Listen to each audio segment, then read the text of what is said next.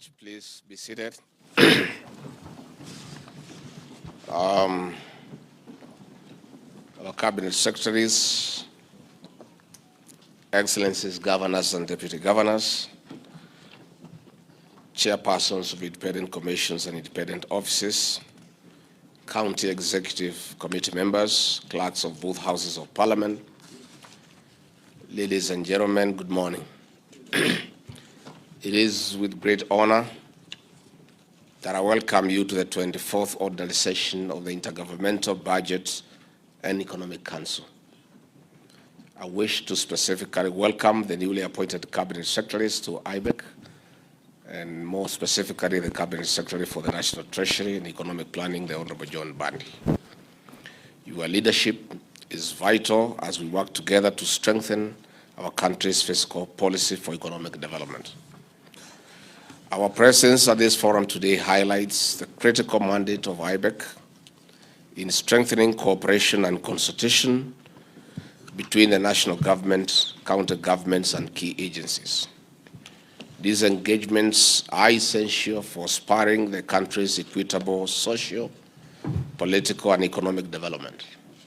This session is proof of our commitment to fostering effective governance and achieving our shared objectives. Excellencies, ladies and gentlemen, we have made significant progress in implementing resolutions from the 23rd ordinary session held on May 6, 2024. In line with the resolutions, my office organized an induction and capacity retreat of the Finance and Budget Committee of IBEC. This retreat resulted in key resolutions and proposals for further enhancing collaboration between the two levels of government. We will continue with other capacity building programs for other committees of IBEC for optimal performance. Additionally, my office convened an extraordinary session, which I chaired, to address delays in authorization of fund withdrawals from the County Revenue Fund, CRF, and the Integrated County Revenue Management System.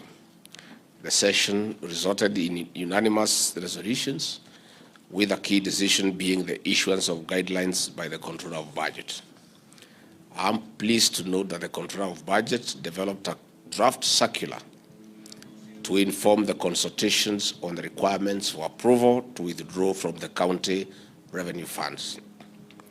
These guidelines will be presented here today for your review and further guidance. During the extraordinary session, we made significant progress regarding implementation of the integrated county revenue management systems. It was resolved that counties will continue to maintain and operate their existing revenue systems while the National Steering Committee finalizes development of the new system and corresponding regulations. Excellencies, ladies and gentlemen, during our last meeting, we resolved to mobilize financial resources to onboard the remaining 19 counties on the Tax Administration Diagnostic Assessment Tool, TADAT program. My office, in collaboration with the Commission on Revenue Allocation, the National Treasury, United Nations Capital Development Fund, and other stakeholders, has commenced initiatives in that direction. I'm also happy to note that, as reported during our last meeting, the CRA launched and gazetted the model tariffs and pricing policy in July. Excellencies, ladies and gentlemen, further to our resolutions, we have successfully transferred movable assets, including registers and valuation reports, to the 47 county governments. The IGRTC, in collaboration with NTSA, is facilitating the change of ownership of these assets.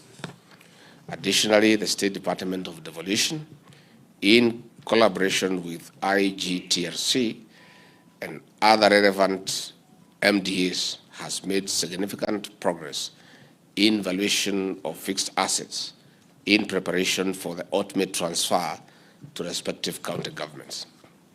Excellencies, ladies and gentlemen, besides, the Ministry of Tourism, in executing the 50/50 revenue sharing directive from the national parks, which host counties, has established a technical team of relevant stakeholders to develop a comprehensive implementation roadmap, a topic that our Minister for Tourism and Wildlife will be speaking to in the agenda.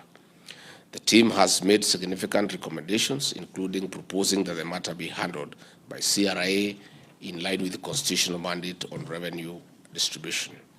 I urge the Ministry and CRA to expedite this process to assure full compliance with the presidential directive. Excellencies, ladies and gentlemen, on the other hand, pending bills remain a significant concern for both levels of government. That is why we have specifically requested the Controller of Budget to provide regular progress reports during IBEC meetings. Excellencies, ladies and gentlemen, the fertilizer subsidy program has recently been at the center of the national discourse. Through the Ministry of Agriculture and Livestock Development, we are enhancing farm production. The subsidy initiative is crucial in cushioning smallholder farmers from fluctuations in fertilizer prices, enabling them to retain competitive and contributing to reducing the high cost of living. Let me thank counties for their support in the last mile delivery of the fertilizer. I wish to state that our administration is committed to boosting and sustaining productivity in agriculture as per the bottom-up economic transformation agenda. Excellencies, ladies and gentlemen, in execution of the mandate of my office in overseeing tea, coffee, and dairy subsector reforms, we have made good progress in our determination to put more money in the pocket of the farmer.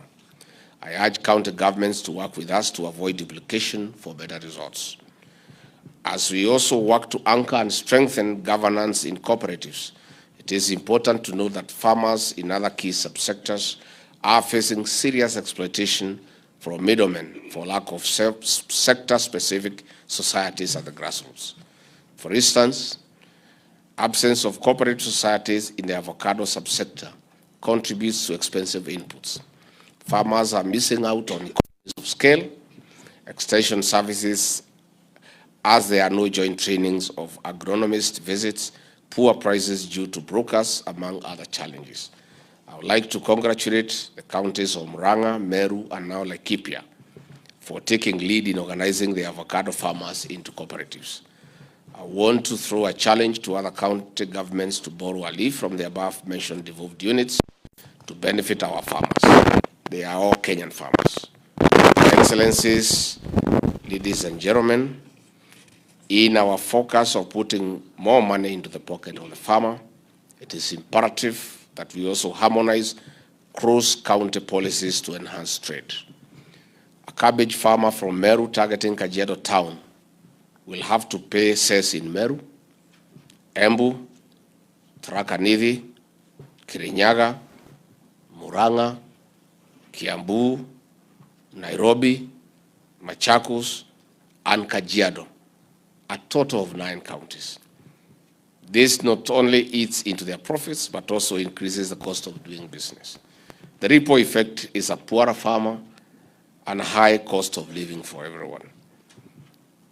I want to urge our county chief executives who are here that we need to consider harmonizing rates and even be more innovative in resources mobilization to spur inter-county trade.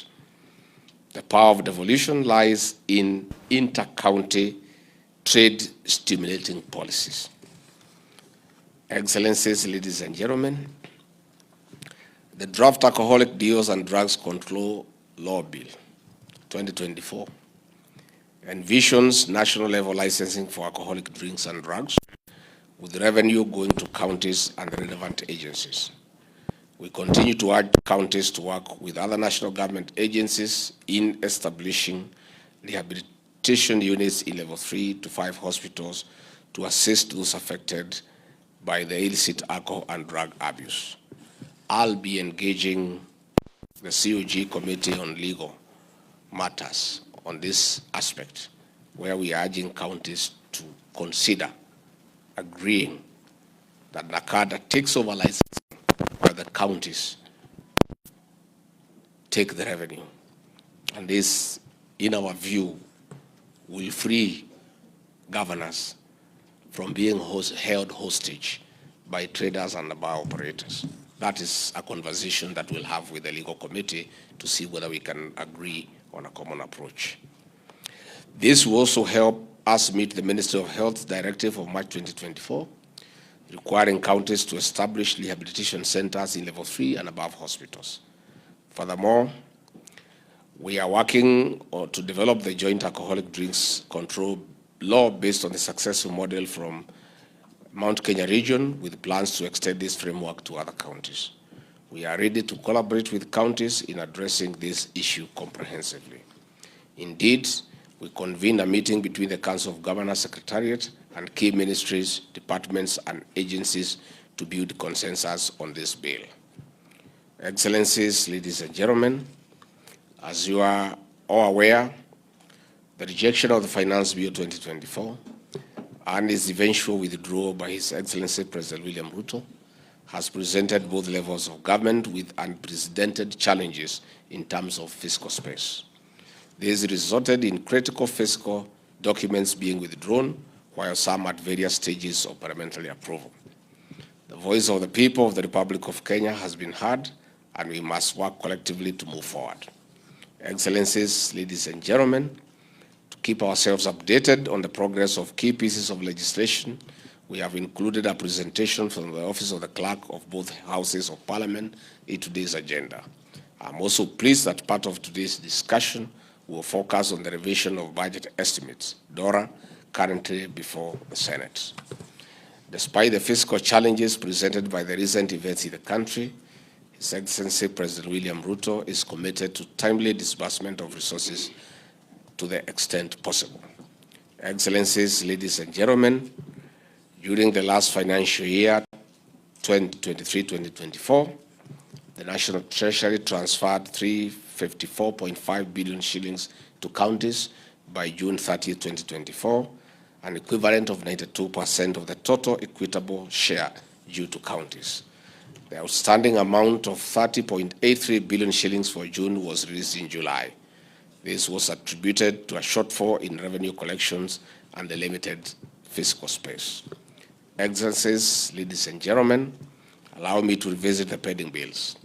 The National Treasury indicates that as of June 30, 2024, outstanding national government pending bills stands at 516.27 billion shillings, a decrease from 622.8 billion shillings as of June 30, 2023. Initial comparative reports for 26 counties show a significant reduction from 43.6 billion Kenya shillings to 33.9 billion Kenya shillings as of June 2024. We acknowledge this improvement, and I urge county governments to collaborate closely with the Controller of Budgets to implement recommended measures to effectively address this issue through our budgetary process. Finally, Excellencies, ladies and gentlemen, I reaffirm the commitment of our administration to advancing our shared goals through continued collaboration and effective governance. Let us leverage this session to address our challenges with determination and build on our successes with a unified vision. I look forward to your fruitful participation in this 24th ordinary session of IBEC. Asanteni sana.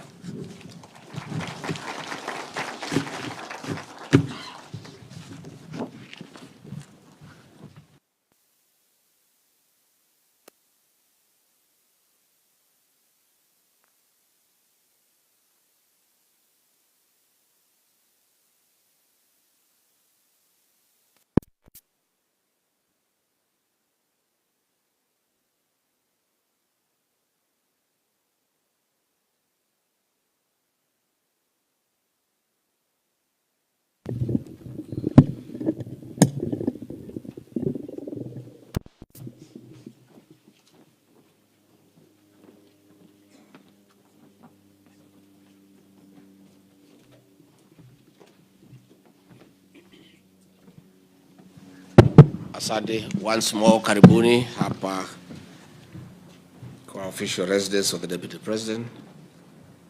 Poleni kwa baridi. We'll acclimatize as we go on. We look forward to a fruitful meeting, and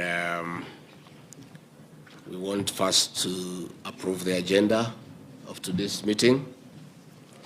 I trust you have had an opportunity to look at it, and if it is okay, I can get a proposer and a seconder so that we can be able to proceed, or if there is any amendment or any addition or any suggestion, we can have it.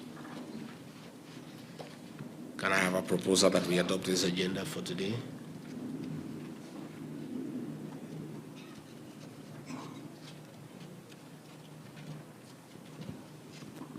Governor Sakaja has proposed. Who wants to second? Governor Baringo has seconded. The agenda is hence adopted. Let us go to the minutes of the 23rd ordinary session.